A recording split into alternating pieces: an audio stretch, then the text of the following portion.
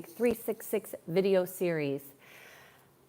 I am coming to you with the video, I think it's 263 or 262 of the Being in Sync 366 video series. It is Sunday, September 22nd. And today I want to talk about stress, but specifically what aspect of stress that nobody is talking about, at least that I've heard. And I've been in this business for quite a while. And what business am I in? I'm in the healing business. I am specifically working to help people align to their inner congruence. This is when you feel off track.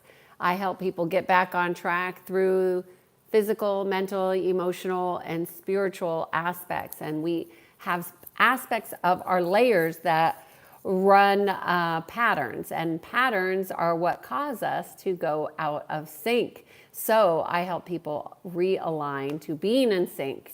All right, so that's what I do here, and I just realized I don't have something for my back. So I'm just gonna shove this jacket back here to help my back. All right, so I wanted to talk about stress and address all the content up front, and then if people jump on and they have questions about what I'm talking about specifically, I will answer questions and then I will end the video. But explicitly today, I want to talk about stress, because there is one aspect of stress that people don't talk about very often, because people tend to make stress very complex. Like we have trauma stress, we have PTSD, we have all different kinds of stress from work, overwhelm. Hi Eric, good to see you here. We have all different kinds of stress, and people tend to make stress a big deal. Why? Why is stress such a big deal? Well, stress brings you up into the mind, but it does not. Hello, Justin. Hi, you guys. So we're talking about stress today, and we're talking about how and in what ways stress has not been addressed. So I want you to rethink about how you think about stress and consider understanding stress from this perspective. Stress is a lack of presence. When you have a lack of presence, you will have stress. Presence to what is. Now, why does that cause stress? Does not matter. What matters is that when you learn to practice presence, all stresses, even PTSD, even trauma stress, even stress from work, when you learn to be present, all of that stress will melt away. So, when you learn to be present to your physical body, your mental body, your emotional body, your spiritual body, stress goes away completely. Stress can be coming from pain, trauma, drama, chaos. It doesn't matter. When you learn to practice presence, all stress will melt away.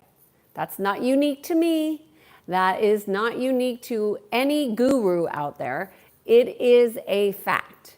And if you want to understand how to be more present, you have to practice presence. How do you practice presence is going to be different for everybody. You could do meditation, you could do walking, you could be out in nature. There's lots of ways to cause yourself to be in presence, but you want to do it every day, all day, in all situations. So, now that you have the one aspect that nobody talks about, which is presence, I want to introduce you to the law of correspondence. So the universal law of correspondence, also very much like what many people are aware of, the law of attraction. They are very similar, but the way that the law of attraction was publicized was through self-service, which is a major issue when you're talking about universal laws, because nothing works when you're only in self-service. which is why so many people, they love the law of attraction, but they don't fully understand that the real component is the law of correspondence. So the universal law of correspondence is simply this. It is the microcosm reflects in the macrocosm. So the inner reflects the outer. The outer is a reflection of the inner. This is the laws, right? This is the universal laws. When we understand that we are always in co-creation, and the law of correspondence is just one of the many laws, and they all work in unification, right? So essentially, when you practice presence, you can bring those incongruencies into alignment by being present, okay? Now, so we have the inner and the outer world, the microcosm and the microcosm. Another way that it's been spoken is as above, so below. So everything is having this universal law of correspondence. Nothing is operating in absence of this universal law. So what you want to begin to learn to do is when you're really stressed or incongruent or misaligned, and you don't want to work with somebody like me, or you do, which you can at Kiannaa.com, but that's not what I'm here to do, because I think we can all do our own work. Because look, anybody that you're going to work with, if they're not teaching you how to do this stuff on your own, like, we are our own healers. So you will heal yourself. Even if you think you're going to somebody, your presence is what allows healing to occur. So you want to begin to reverse engineer things. You want to begin to understand, like, where did this pattern originate from? Where does it go to? Now, I'm an expert at patterns. I've been seeing patterns since I was a little girl. Even when I didn't understand what patterns were, I saw them. So, you know, this is an aspect and a component of our intelligence that most people are not talking about. But when you are present, you will be able to see, sense, and feel things differently. And when you begin to use your mind in conjunction with your heart, and you understand how these laws work, you realize that you have created your whole life. You've been a co-creator. And it's not through just the law of attraction, but the law of correspondence, the law of vibration, the law of resonance. I'm going to go through all the laws. But this week, the focus is on the law of correspondence. So every message that I will be giving to you this week, I will be incorporating that universal law of correspondence. Because as you become proficient in understanding how these laws show up, then you can also become proficient in mastering presence. Presence is the key to all healing. If you have stress in your life, you have a lack of presence. If you have pain in your life, you have a lack of presence. If you have PTSD, trauma, anything, it's going to be a lack of presence that is needed to bring you back into alignment. So, any questions about that? Let me hear what, oh my goodness, my glasses are dirty. So I'm just going to check and see if there's any questions about stress in particular, and then we'll go from there. Do I believe in the occult and or witchcraft? I do believe there's a lot of satanic and demonic energies that practice rituals. Yes, I do. All right, so I'm going to go back up to the top and see what questions there are. Overthinking kills you every day. Overthinking is a lack of presence. So what I would suggest that you do is you learn how to connect with your heart and be present. Because when you're in the mind overthinking, there's other things that are in operation. You think that it's just because you're overthinking, but it's also because you have a lack of connection to your heart. And it's also because you are not aware of all the ways in which your thinking can be infiltrated. So do you need to know all the ways in which your thinking can be infiltrated? No, you don't need to know them. It would be helpful to be aware of them so it doesn't keep happening again and again and again. Because people who are unaware that their thinking is not just limited to them, that their thoughts can be inorganic, meaning not original from them, meaning that there are ways in which humanity has been infiltrated in the mind. And so when you understand that, you can stop that with greater awareness. Now, I'm going to be talking about how the law of correspondence is working, but essentially, you're not present to your heart. So start being present to your heart. Start for practicing 1 minute a day, 30 seconds a day, 90 seconds a day, and you work up until you can be present. And the more present you will be, the more the mind chatter will slow. Now, can you clear all your mind chatter through presence? The answer is yes. Is it easy? The answer is no. Is it supposed to be easy? Well, it just depends on how infiltrated and weak your mind has been, meaning weak being vulnerable. So, you're not alone in overthinking. It's a chronic issue that many people have. However, it's normal, it's not natural. Know the distinction between normal and not natural. Yes, there are lots of yoga schools out there for sure. Jack is saying, I work 6 days a week and 10-hour days. Wow, Jack, that's a lot of work. Okay, so that's 60 hours a week. I've been in a relationship for 7 years and she can't have kids. I have an urge to have a child, not sure what to do. Jack, okay, that is very stressful, first of all. So thank you for being here. Thank you for being vulnerable, and thank you for asking such a meaningful, thoughtful question. And I'm sure you're not the only one that struggles with this. What I would suggest, Jack, is understand that a conversation is worthy. You have to have conversations with your partner about children and about family and about how you have a desire to expand, and start to discuss what other potential options, if she can't have a child, that you might want to look at. And that might be a very scary conversation to have, but I have no doubt that you're very conscientious and aware and compassionate that you can do this conversation with an open heart, because obviously you have a history and you have a love for and respect for one another, to be with one another for so long. You'll want to have this very honest conversation.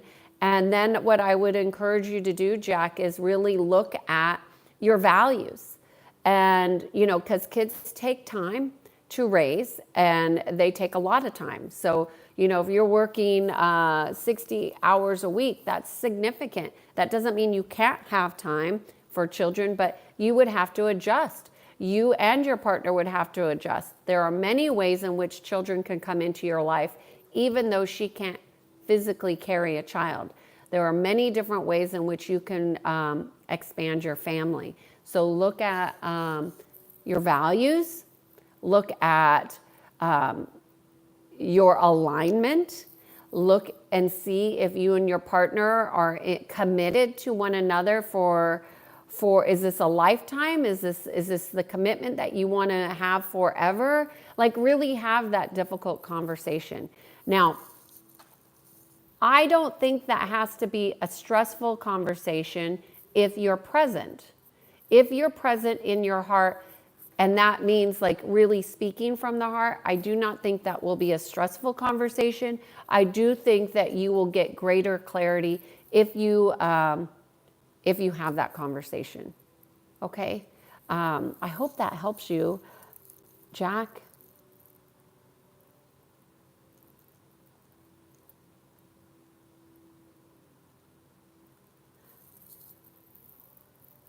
I have a lot of videos on overthinking if you want to go back and look at them.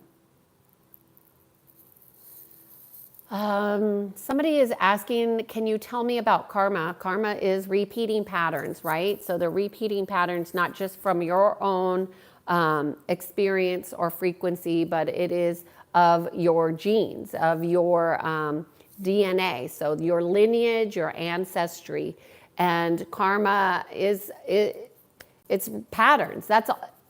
You want to know what karma is? It's patterns. It's patterns that keep repeating over and over from different timelines, okay? So all karma can be healed through presence, all of it. So Greg is saying, feeling and healing your emotions. Yes. Oh, he says that's the name of a book. Okay, thank you, Greg.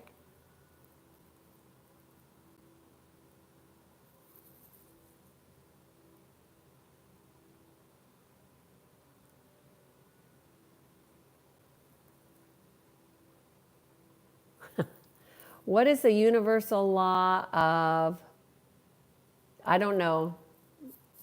I don't know what DEM is.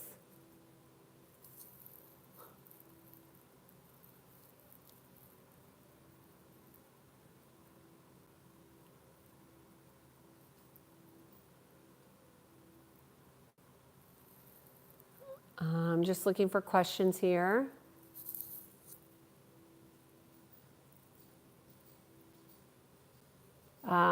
Satan and demons.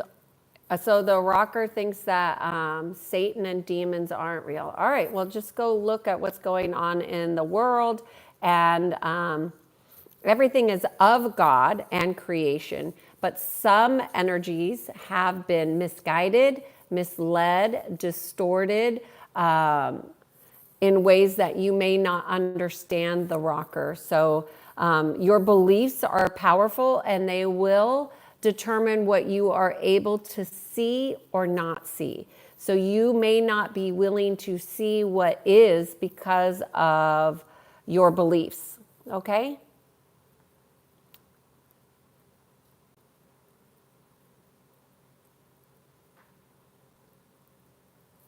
The rocker, you should really consider going to another channel if you think I am not telling the truth. Then maybe this is just not for you. So you're saying stress and worry don't have an evolutionary purpose. What I'm saying is that, no, I don't believe that's what I'm saying. What I'm saying is that the evolution comes from being present. The stress is not coming for a purpose for you to evolve. You are to evolve through your presence. You don't get evolution through stress. You get evolution through presence and then seeing stress for what it is. Rocker, I would argue that with you if you were here, but this channel is not about argument. If you don't believe in what I'm saying, that's okay. If you're interested in another perspective, stick around. If you're closed-minded and want to believe what you believe, then continue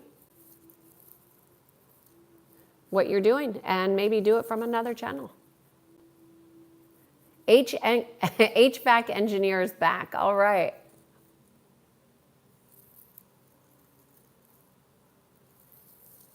Hey, pal. Oh, thanks for being here. You're always so kind. I age like a fine wine. Thank you. Okay, Eric, thank you for being here. Have a great day. You too. See you tomorrow.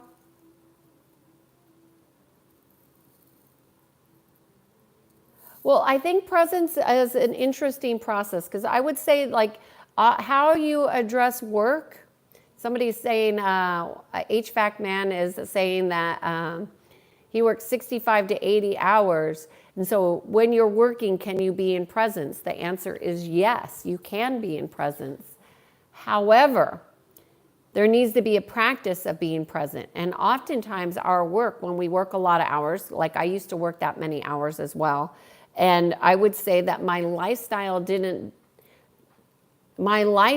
was such that I didn't have an experience of being present all the time. I would come in and out of it. You know, when I was with my clients, always present, always in the now moment. The moment my sessions would end, I would go back into my head and like, what do I got to do next to prepare? You know, so I think it's an interesting practice to be aware of that. When we are working, oftentimes it can create a lifestyle that is the antithesis of presence, right? So you have to focus on it. You have to want to be present. You have to want to be in each moment and make it a practice. And as you do that, your work will not be as challenging or as difficult or as exhausting. But being in the mind is what makes us deplete. And when we are depleted, we're lacking presence. Hey, Noel, good to see you here. Thank you.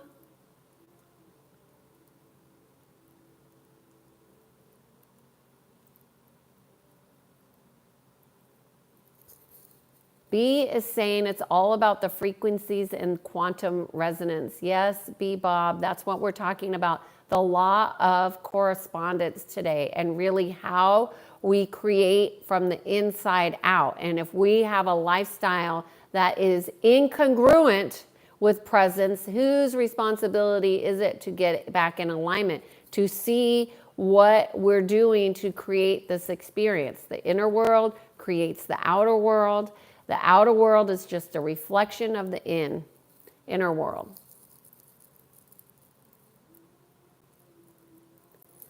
B Bob, you see orbs, beautiful. Do you see it only in photos, or do you see it in everyday walking life? Because there's energies everywhere, right?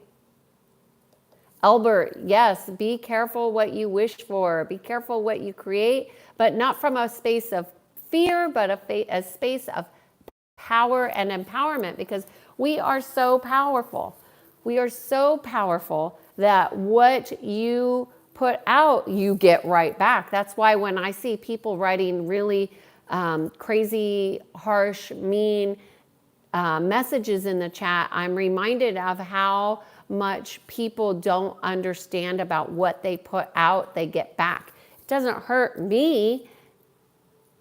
It just goes right back. Oh, thank you, Oliver, for being here and getting some of these admin chats corrected. Pow, I only believe in you, Kiannaa. Thanks, Pow. Namaste. I'm just a reflection, Pow. Just a reflection. Salvo, hello. Good to see you today.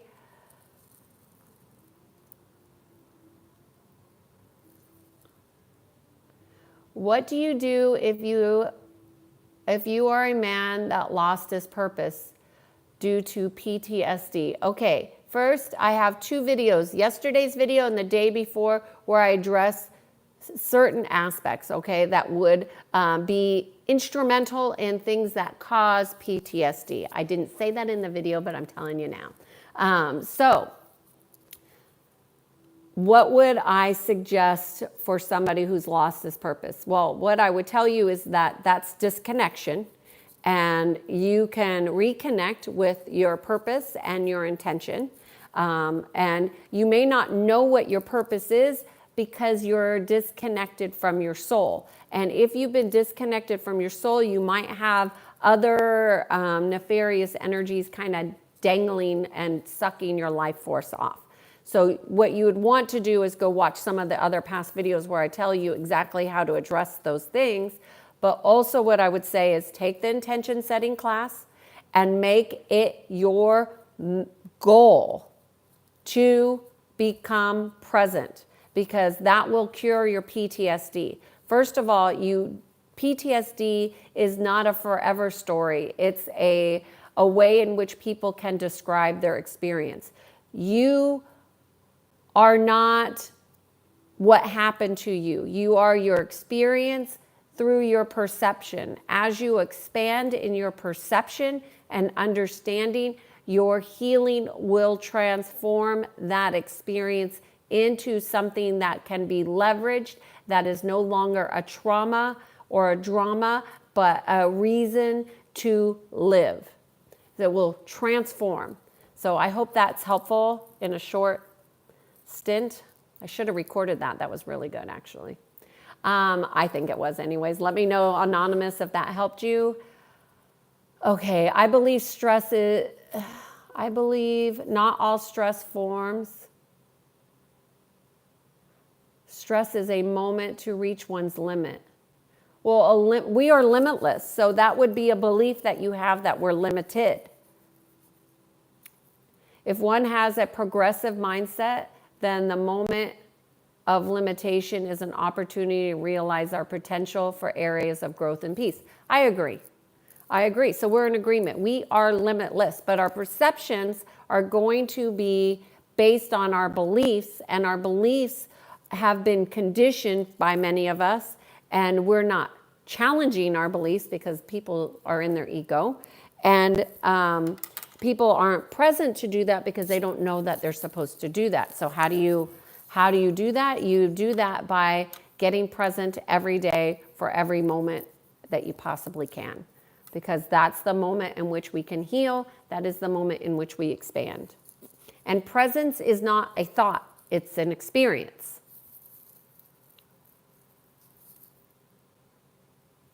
Thank you, pal. You're so sweet. Oh, Anonymous, you're a Marine veteran. Reach out to me. I will give you a discounted rate. I will tell you, I've worked with many military who have been through and been forgotten and been given a massive disservice by the service in which you provided. You could go look on my websites. I have worked with admirals, captains, senior civilians, worker bees. I know not all, I have not worked with a lot of Marines, but I have worked with a lot of service members. So hoorah to you and your service. And what I would say is you're not alone. And our military has done our service people a disservice, in my opinion. And the healing opportunities that they provide are coming from the same indoctrination that caused much of the trauma. And you are amazing. You are not alone. As you learn to connect with your heart and become present, you will heal faster than you think. Now, your thinking is probably going to have to change. But if you're okay with your thinking changing, Anonymous, then you have your whole world ahead of you. If you're under prescriptions, if you are under the influence of medication, that will complicate how healing happens for you. It doesn't mean it can't happen, but it will provide some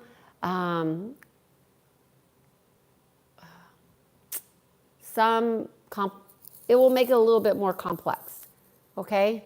I hope that's helpful for you. Thank you so much for being here, and feel free to reach out directly. I will give you a discounted rate. I look very sophisticated. Well, I haven't been told that today. Thank you.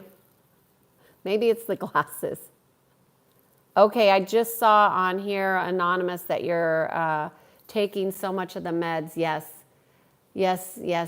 I know the story, and I'm so sorry. You're not alone. But what I will tell you is you can't quit cold turkey. Those medications leave what's called energetic imprints. It's like a fingerprint, but energetically. And they also run currents of how your currents run in your brain. And those currents, they disconnect you from your central nervous system.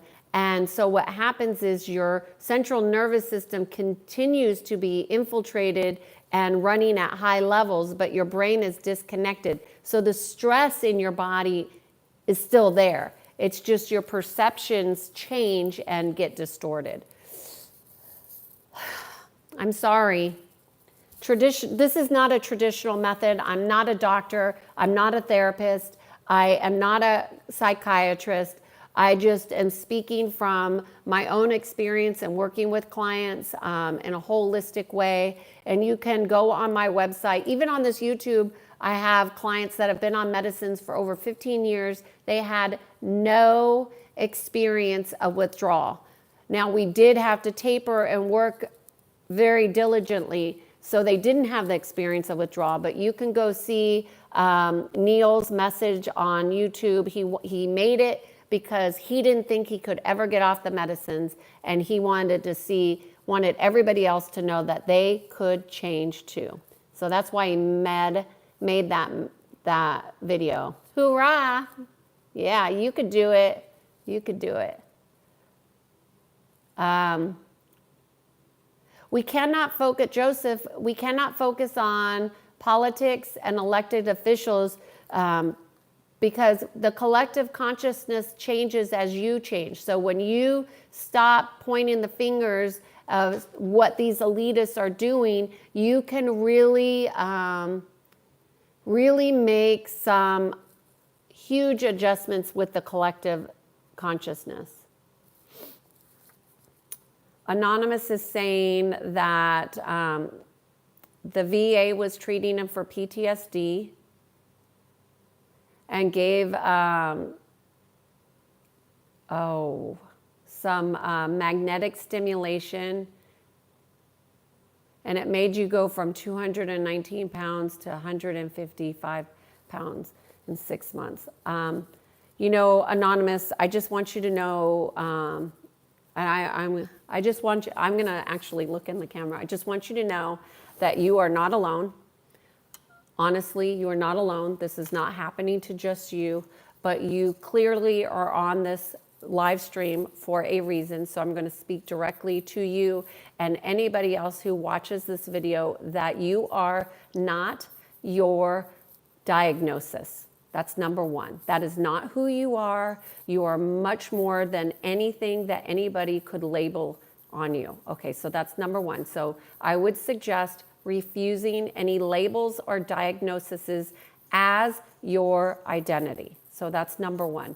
Number two, I would highly recommend connecting directly with your heart. Now I'm talking directly to you, that your heart will open and it will allow you to see, sense, and feel your life and your experiences through different lens. When you are under the influence of anything, medication, alcohol, marijuana, prescriptions, it doesn't matter. It changes how you are able to connect with your heart. So I would highly recommend making a daily practice to become a master of being in connection with your heart, and know that your life can and will change with your presence and alignment to your heart. And I would also recommend that you can take the free class on here for intention setting and become a master at setting intentions, okay? And my heart goes out to you, but I also know that you're not alone and that you're here for a reason, and you can change the direction that you're going with one simple decision to change it and to not continue on the same path that you do not think is leading you in the direction of healing. And that's your choice. You have choices. So do not give up your free will. Call back and command back all of your energies. That is yours. You are the rightful owner. This is very important, and I would highly recommend that you go through my other videos. They're not all labeled because I get a lot of question and answers where I do what I'm doing now, but I promise you that you will get some gems in all the other videos. And certainly, I've never seen you here before, so I hopefully you found this supportive and helpful. Yes, people have sleeping problems because their sleep has been infiltrated. So highly recommend, that's why I created the Peace Program, because so many ways in which the mind is infiltrated and our astral bodies get taken over during the sleep time, and that is to siphon your energy forces. So There are things that you could do. You could learn to do conscious breath, connect with your heart, connect with God, source energy, creator, whichever language you feel comfortable using directly, and set intentions for your sleep time, okay? John, you're a heart transplant. Oh, wow.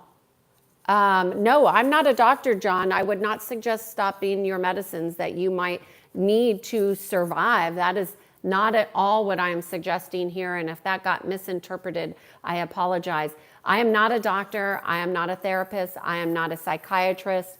But I would suggest learning John, I bet you have so many interesting experiences. Learning to deeply connect with your heart and heal. So John, I don't want to go into transplant stuff specifically, but you're here, so I'm going to go ahead and say this, that now that you have a body part of another soul person, a person's that was connected, that was theirs, you will need to really want to connect deeply with gratitude, appreciation, and presence to heal both your heart that you no longer have and the heart that you've been gifted and living. And I would definitely not say stop taking those medicines that they have given you for your heart and your livelihood to live, right? So I don't know specifically what those medicines are and the side effects are, but I would look at them. I would certainly look at them and look to see what they are. And intention, I would set an intention for everything that you consume, that everything that is good be integrated into your body and into your systems, and anything that your body doesn't need, I would ask that it be released with ease and grace.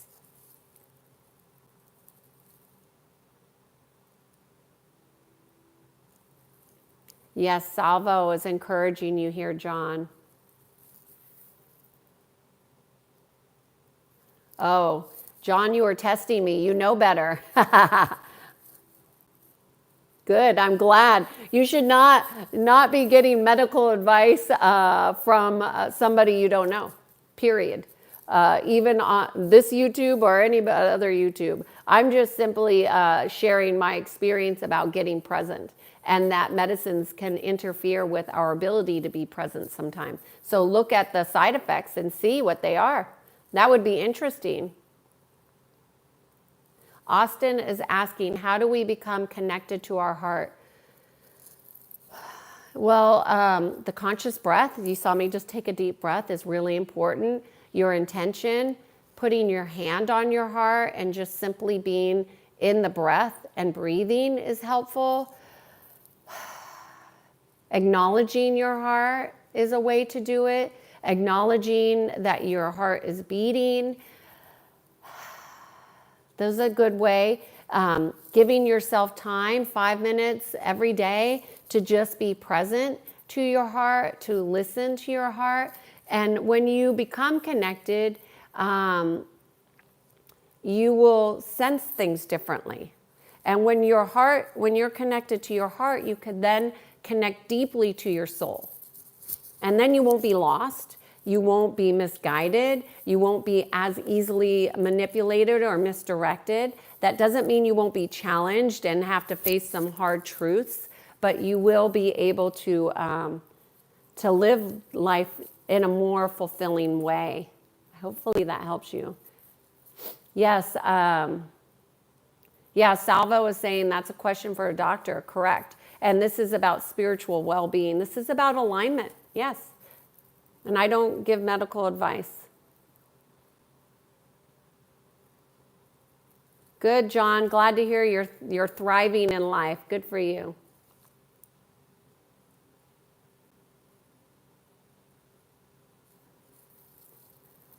Hicks says, asking, no, I'm not a therapist. I'm not a psychologist. I am an energy consultant. I consult to people physically, mentally, emotionally, and spiritually to align within. Okay? Austin, I answered your question. Hopefully that helped you. Daniel says, if you're stuck on a problem that you can't get right, for example, you're in a rut, yep. Is it me that is a problem, or is it a spiritual problem? Is it like no matter what, I keep on getting it wrong? What I would say, Daniel, is you're not getting it wrong. You're maybe not addressing the pattern in the most significant ways that it can be addressed. Now, this is a good question, Daniel, because if you're stuck in a rut, that is simply, in the most simple terms, that is just repeating the same patterns over and over and over again. So what I would suggest is that you do a pattern interrupt, and that's where you drastically shift the pattern in a way that almost like, I don't want to say shocks, but it disrupts, can be disorienting, but it disrupts the pattern that's got you in the rut in a powerful way to which you could create a new pattern moving forward.